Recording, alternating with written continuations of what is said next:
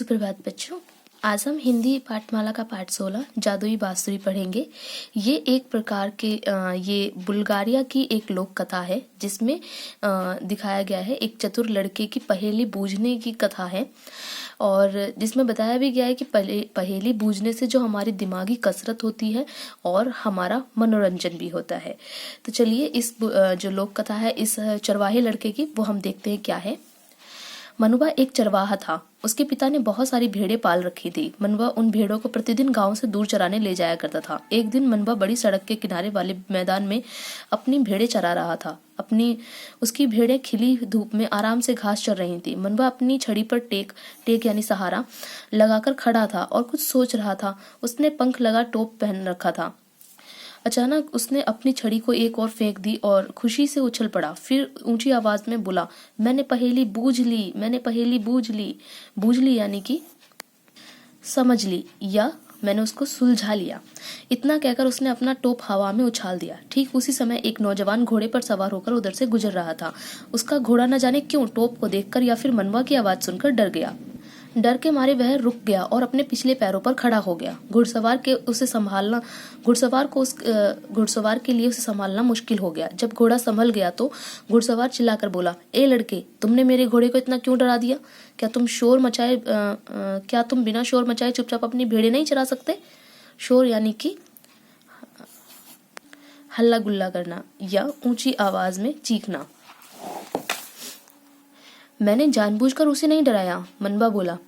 अच्छा तो फिर तुम चिल्लाई क्यों? तुमने अपना टोप इधर क्यों फेंका? घुड़सवार ने पूछा। इसलिए कि मैं बहुत खुश था। अच्छा तो तुम किस बात से इतने खुश थे? क्योंकि मैंने पहेली बूझ ली, मनवा ने जवाब दिया। कैसी पहेली? घुड़सवार ने पूछा। मैं आपको बताता हूँ, पर घोड़े की बात पर आप मुझे डांटेंगे तो नहीं? नहीं डांटूंगा, पर अपनी पहेली तो बताओ, घुड़सवार ने कहा। वह क्या वस्तु है जो आदमी से ऊंची भी है और मुर्गे से छोटी भी? मनुआ ने कहा। घुड़सवार सोचने लगा। वह सोचता रहा, देर तक सोचता रहा, किंतु पहेली बूझ न सका।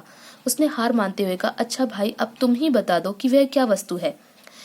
जनाब, यह टोप मुर्गे से छोटा है, पर जब पहन लिया जाता है तो आदमी से ऊंचा हो जाता है, मनुआ ने हंसते हुए कहा। यानी कि पहेली का अर्थ था वह टोपी जो मनुआ ने अपने सर पे पहनी हुई थी। जब उसे जमीन पर रख दो तो वो मुर्गे से छोटी हो जाती है और यदि कोई व्यक्ति उसे सर पे पहन ले तो वो इंसान से ऊंची हो जाती है। अरे तुम तो बुद्धिमान बालक हो। बुद्धिमान यानी कि समझदार, अक्लमंद, ठीक है। अच्छा अब मेरी बात सुनो। मैं इसी रास्ते से एक दिन लौटूंगा, तुम यहाँ मेरा इंतजार करना। हाँ, अपनी भेड़ों में से सबसे अच्छी भेड़ मेरे लिए चुनकर रखना। इसके लिए मैं तुम्हें मुंह मांगी रकम दूंगा, पर याद रखना भेड़ न सफेद हो, न काली, न भूरी और ना ही चितकबरी। चितकबरी यानी कि जिसमें अलग अलग रंग के अलग अलग धब्बे से होते हैं, ठीक है। जैसे किसी जगह पे कोई सा रंग, कभी किसी जगह कोई सा रंग, किसी जगह कोई सा रंग, तो इस तरह से उसको हम चितकबरी कहते हैं। एक प्रकार से हम कह सकते हैं कि उसके शरीर पे अलग अलग रंग के धब्बे हों। वह किसी मटमैले रंग की भी नहीं होनी चाहिए, घुड़सवार ने मनुआ से कहा। अब देखो, ये भी एक तरह से पहेली बोली गई है, ठीक है। न भेड़ सफेद हो, न काली, न भूरी, न चितकबरी और ना ही किसी और रंग की हो। तो भाई भेड़ कैसे रंग की होगी? कोई ना कोई तो रंग होगा ही ना उसमें। तो एक तरह से पहेली है। मनुआ क्या कहता है, ठीक है, मैं आपके लिए ऐसी ही भेड़ तलाश करूंगा जैसी आप चाहते हैं। मनुआ ने उत्तर दिया। अच्छा तो फिर मिलेंगे, घुड़सवार ने कहा। ठीक है साहब, लेकिन आप उसे लेने उस दिन आइए जब वह सोमवार का दिन ना हो, न मंगलवार हो, न बुधवार हो, न बृहस्पतिवार हो, ना ही शुक्रवार, शनिवार या रविवार हो। आप किसी और दिन आ सकते हैं। एक बात और, आप जो भी वैसे ठीक समझे, जो भी आपका मन करे, मुझे दे सकते हैं। मनुआ ने बड़ी विनम्रता से कहा। विनम्रता से यानी कि एकदम मधुर व्यवहार से, आराम से, ठीक है।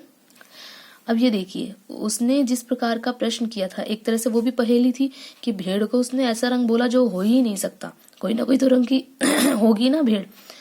उसी प्रकार मनुआ ने भी उसका उत्तर दिया कि आप उसने सारे 7 जितने, देखो सप्ताह में 7 दिन होते हैं, उसने 7 दिन गिनवा दिए कि उन 7 दिनों में से आप कोई से भी दिन ना आए, बाकी आपका जब मन चाहे तब आ जाए। तो ये भी उसी पहेली का उसी तरीके का उत्तर हुआ। जैसे उसने अजीब सी भेड़ की मांग की जो हो नहीं सकती, इसी प्रकार मनुआ ने भी वो दिन कहा जो हो ही नहीं सकता, ठीक है। घुड़सवार हंसने लगा। मनुआ के उत्तर से वह बहुत प्रसन्न हुआ। उसने अपनी सुनहरी बांसुरी उसे देते हुए कहा, यह तुम्हारे लिए भेंट है। भेंट यानी कि उपहार, या जिसे हम इंग्लिश में गिफ्ट कहते हैं। मैं बड़े प्यार से यह सुंदर बांसुरी तुम्हें दे रहा हूँ। मैं चाहता हूँ जितने सुंदर तुम जवाब देते हो उतनी ही अच्छी तरह ये बांसुरी भी बजाओ। लेकिन यह बांसुरी लेकर मैं करूँगा क्या? मनवा ने पूछा। घुड़सवार ने बताया, यह जादुई बांसुरी है। इसे बजाकर तुम जब भी चाहो अपनी आवश्यकता की वस्तु मांग सकते हो। हाँ, एक बात ध्यान रहे, यदि तुमने लोभवश यानी लालच में आके कुछ भी मांगा, उसी पल इसका जादू समाप्त हो जाएगा। मनवा की प्रसन्नता का ठिकाना न रहा। उसने भी घुड़सवार को एक भेड़ भेंट में दी। घुड़सवार ने प्यार से मनवा के सिर पर हाथ फेरा और अपनी राह यानी कि अपने रास्ते पर चल दिया। तो ये थी एक लोक कथा बुल्गारिया की, जिसमें हम देखते हैं कि किस प्रकार पहेलियां बूझी जा रही हैं और एक चरवाहा लड़का जो कि पहेली बूझने के उपरांत भेंट में एक सुनहरी जादुई बांसुरी प्राप्त करता है और वो भी एक भेड़ भेंट में देता है। तो आपको मैंने पूरा पाठ पढ़ा दिया है, आप इसका अभ्यास बड़े ही आराम से कर सकते हैं। पर लेकिन फिर भी अगर आपको अभ्यास करने में कोई परेशानी या कठिनाई हो तो मुझे व्हाट्सएप पे मैसेज कर सकते हैं।